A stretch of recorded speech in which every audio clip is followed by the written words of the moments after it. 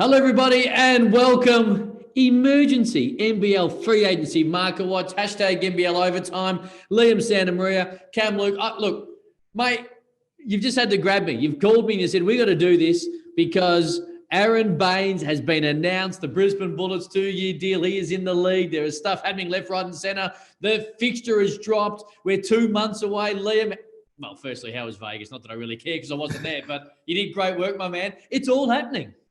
Thanks, man. Missed you over there. Missed you. If you want, just let that fringe just flop down a little bit, would you? Just because it's a little Chase Buford about what you're rocking at the moment, which is quite nice. But it was big to wake up to this morning, wasn't it? Windhorse, Woj, the news about Aron Baynes to the Brisbane Bullets. Sam McKinnon described it as a game changer for the league, but it certainly is that for the Brisbane Bullets.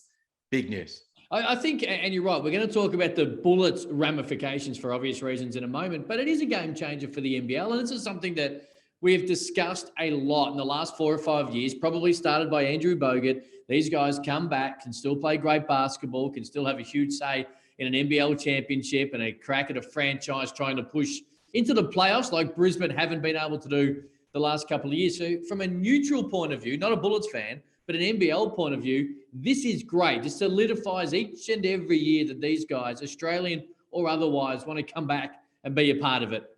But let's start with the Brisbane Bullets point of view because it is a big coup. They had taken a little while to get going. The offseason had been a little slower than some other clubs. But when they get Baynes on the back of him that you watched in Vegas, which we'll touch on in a moment, that is a huge piece of the offseason puzzle. Massive.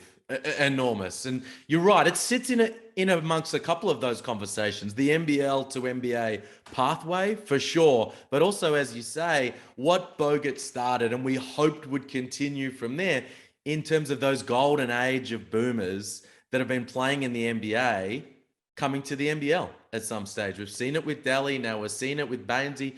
Joe has always said that it's going to be on the cards for him at some stage. But for the Bullets, it is a game changer because he's just going to be an impact guy at this level. Now, of course, it's all part of the recovery. I mean, I watched him in that workout over in Las Vegas, the rehabilitation process. A lot of it's been happening behind closed doors. They pulled back the curtain and showed where he was up to at that point. And as I watched him, I thought, you know what? It is still early days in this long road to recovery. He was moving well, but there was a lot that he wasn't putting on display, getting up and down the floor, competing, these types of things. So it just seems to fit. And part of me was standing there thinking, I hope he does get an NBA deal for sure. I think there is a chance that he could land in the NBA. That's why I asked Chris Pongras, what do you think he'd look like in a Sydney Kings jersey? So here we are. It's all part of that recovery process for him. But in the meantime, massive for the Bullets this season. Now, just for people who weren't there in Vegas, right? So there was no contact drills. Was it just him shooting, getting up and down, proving that he can move? And we did see it via the NBL socials, how well he seems to be moving. But you mentioned behind closed doors. So on that particular day, no contact drills or anything is to such. So I will ask you then, based on that, will he be right for opening night of the Bullets, do you think? Will he be in uniform?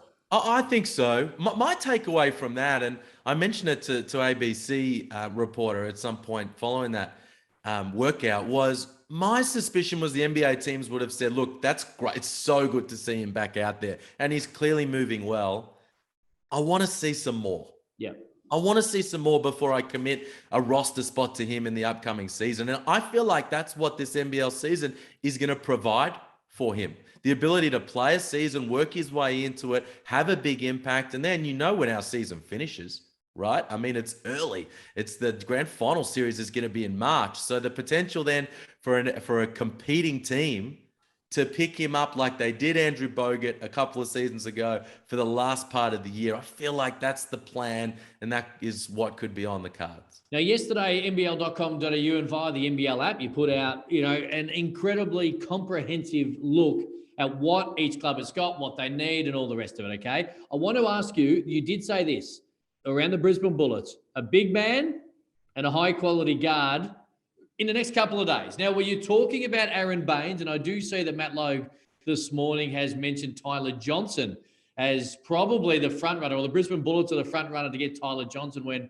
A couple of clubs have been asking the question. Are they the two players you were sort of half referring to or thinking could fall into place? Yeah, well, certainly Bainesy. Yeah, in that center spot I mentioned about Tyrell Harrison, but the word coming out of Brisbane was that they were deep with the guard that they've been trying to find. You know, is it a point guard? Is it a combo? I got told he's a very good basketball player. So we remember Tyler Johnson, of course, for things that he did with Miami and on that NBA hardwood. I mentioned in Vegas, he'd been in conversations with Melbourne United about potentially going there. So cool to see that the Bullets are well and truly in that mix. Now, that is a squad they are starting to put together. Now, Baynes falls into a marquee spot. You need Nathan Sobey in a marquee spot as well. Now, that means two imports, to make two imports, two marquees. But it works that way just with the numbers anyway. Yeah. You add Baynes, you've got 9 locals now on the roster, fully contracted, 2 imports to come in. Is Tyler Johnson going to be one of those guys? Well, we wait and see. Hey, Tashawn Thomas ended up, the Red Army going to love him, ends up in a Wildcats jersey under John Rillie, who I thought spoke incredibly well yesterday. Lands, gets a press conference, and he's been as impressive as he could possibly be since being announced as the Wildcats coach a month or so ago. There was a couple of clubs reaching for this guy as well. I believe there might have been a bit of toing and froing, and the Wildcats won that. He looks fun to watch. You probably know a little more about him. I'm just sort of a highlights in the last couple of weeks guy from his point of view, but he's a guy that, one, fits the NBL, and two, fits the type of basketball John really wants him to play. Yeah, well, I mean, it's not like I've been following his career over the journey, but speaking to people in the last couple of days to find out more, this guy's a very good basketball player, is what I'm told. I mean, 6'8", but really strong. Power forward, center, all league in the French competition last season, plays both ends of the floor as well. And one thing I've been told about him, really good passer of the ball. So he's putting up like 14 and 6 over there in France. But if you look at his numbers, 2 or 3 assists per game each and every year, really, as a pro.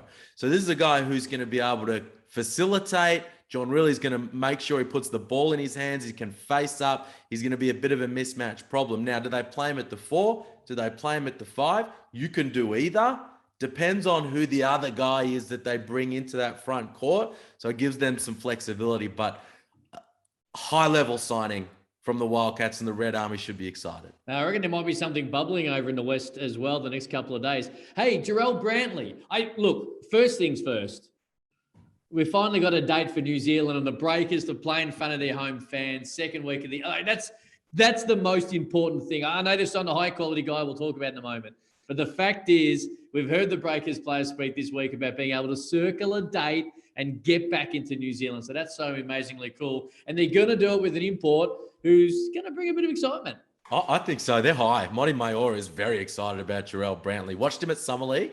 Started for the Clippers over there. This guy can ball. Can really play power forward. He's a mismatch offensively. He's a defensive player of the year candidate. Coming straight in at the other end, plays both ends, which you absolutely love. Write that down. I'm writing it down. Way too early predictions, but I like it because it gets the Breakers fans excited about the type of guy they're bringing in. Well, this is a 26-year-old, prime of his career. He's a two-way guy for Utah.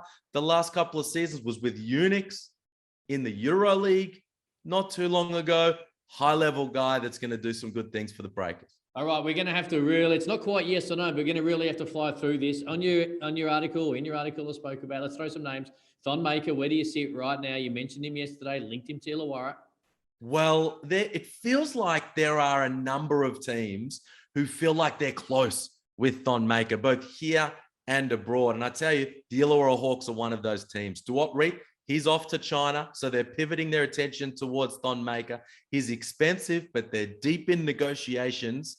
My understanding is it could happen. A lot of reports about a Cairns point guard and a big man in Sydney. Are they true? Well, Sportando Cartier is saying it. We are waiting to see confirmation. And what do you think? Could be happening.